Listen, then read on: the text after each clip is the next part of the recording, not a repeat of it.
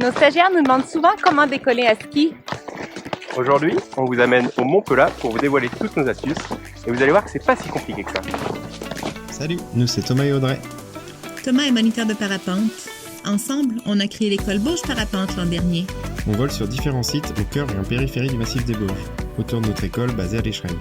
C'est notre première vidéo, alors abonnez-vous pour ne rien manquer. Alors décoller à ski, c'est bien plus simple que ça en a l'air, même si vous êtes débutant. La clé du succès repose essentiellement sur deux choses, choisir le bon emplacement et bien préparer sa voile. L'idée, c'est de bien soigner ces deux étapes pour décoller du premier coup. Devoir stopper un décollage parce qu'on a négligé sa préparation, ça peut rendre la suite assez galère si on doit remonter la pente dans la neige et surtout si c'est de la poudreuse. Pour une première fois, je vous conseille d'aller en station, sur un décollage officiel. Vous pourrez utiliser les remontées mécaniques pour enchaîner les vols et les décollages sont généralement damés, ce qui facilitera vos premiers essais.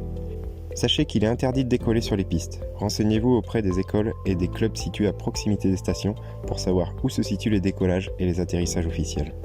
Si vous êtes un habitué du ski de rando, c'est tout à fait envisageable de faire ses premiers décos hors station, à condition de choisir un décollage adéquat. Allons-y pour la première étape, bien choisir son emplacement. Là-dessus, l'inclinaison de la pente joue un rôle crucial, parce qu'à ski, vous ne pouvez pas courir. Votre vitesse dépend uniquement de la gravité. Si la pente est trop faible, vous n'aurez pas assez de vitesse. Votre voile aura du mal à se gonfler correctement. A l'inverse, une pente trop raide gonflera bien votre voile, mais si vous ratez votre gonflage, vous aurez du mal à vous arrêter. Idéalement, optez pour une pente avec une inclinaison comprise entre 15 et 25 degrés. Pour vous donner un ordre d'idée, ça correspond à l'inclinaison moyenne d'une piste rouge. Choisissez un endroit le plus dégagé et le plus large possible. Évitez d'avoir des arbres, des jalons de piste ou tout autre obstacle dans les 45 degrés de part et d'autre de votre axe de décollage. La technique de décollage qu'on va voir aujourd'hui est parfaite en l'absence de vent ou avec un léger vent de face. Une fois votre emplacement choisi, place à la préparation de la voile. Si vous êtes en ski de rando, c'est le moment d'enlever vos pots. Comme je le dis toujours à mes élèves, la première chose à faire en arrivant sur un décollage, c'est de ranger ses affaires. Préparer une voile au milieu de plein d'objets éparpillés, ce n'est pas une bonne idée. On risque d'oublier des objets ou de les faire glisser dans la pente par accident. Si vous êtes en station, c'est simple. Laissez vos bâtons chez vous, ils risquent de vous gêner plus qu'autre chose pendant la préparation et le décollage. Une fois que tout est bien rangé, on peut passer au dépliage de la voile. Rien de compliqué ici, c'est comme d'habitude.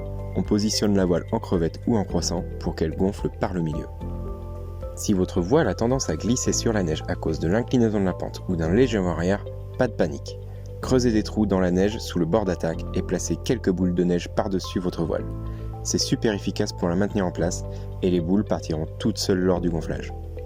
Ensuite, prenez le temps de bien démêler vos suspentes, comme toujours pour un décollage de voile. Attachez votre sellette en vérifiant qu'il n'y ait pas de tour de sellette. C'est maintenant que vous allez voir la différence avec un décollage classique. Vous allez prendre votre sellette et la remonter près de votre voile, juste au-dessous de son bord de fuite. Puis, ramenez soigneusement les suspentes dans la voile sans les emmêler, ce qui laissera de l'espace pour vos skis à proximité de la sellette. L'objectif, partir avec des suspentes complètement détendues. Comme on l'a dit plus tôt, en ski, vous ne pourrez pas courir. Ce sont ces quelques mètres de glisse qui vous permettront d'avoir un peu de vitesse lorsque les suspentes se tendront, ce qui donnera une impulsion efficace à votre voile. Si vous avez une sellette que vous devez enfiler, type string, remontez vos élévateurs vers le bord de fuite et posez-les au sol en positionnant bien les avants devant. Commencez par enfiler vos skis. Si vous êtes en ski de rando, assurez-vous de bloquer vos chaussures en mode ski. Faut-il verrouiller vos fixations en mode montée ? C'est une question qui ne fait pas l'unanimité. Il y a des avantages et des risques dans les deux cas. Rendez-vous dans notre article de blog pour faire le bon choix. Attachez-vous dans votre sellette comme d'habitude. Si vous avez une sellette string où les cuissardes ne s'ouvrent pas au niveau des maillons, enfilez d'abord votre sellette. Mettez ensuite votre sac à dos, puis chaussez vos skis en bloquant les chaussures. Remontez en escalier près de la voile et attachez vos élévateurs à votre sellette en veillant à ce qu'ils soient bien positionnés. Procédez ensuite à votre prise de commande, comme pour un dos voile classique. Assurez-vous également que vos suspentes passent bien au-dessus des skis, sans se coincer dans un crochet de chaussure, une fixation ou un stop ski. Une fois prêt, il ne vous reste plus qu'à effectuer un quart de tour et vous laisser glisser dans la pente. Pour éviter de basculer en arrière lorsque la voile commence à gonfler, pensez à bien vous pencher en avant. Ensuite, faites votre tempo comme d'habitude. Si nécessaire, recentrez-vous ou ramenez la voile au-dessus de votre tête avec les commandes, puis laissez-vous glisser dans la pente.